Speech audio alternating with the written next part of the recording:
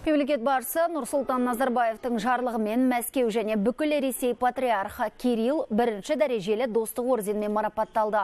Оны Орыс православ шіркеуінің жетекшісіне Қазақстанның Ресейдегі төтенше және өкілетті елшісі Иманғали Тасмағамбетов тапсырды. Патриарх Кирилл мемлекеттік және қоғамдық қызметке, елдің әлеуметтік экономикалық және мәдени дамуына қосқан үлесі халықтар арасындағы достық пен ынтымақтастықты нығайтудағы сіңірген еңбегі үшін жоғары наградаға ие болды. Өз сөзінде Қазақстан президентіне алғыс айтқан Ресейдің діни қайраткері барша қазақ халқына бейбіт өмір мен табыс тіледі.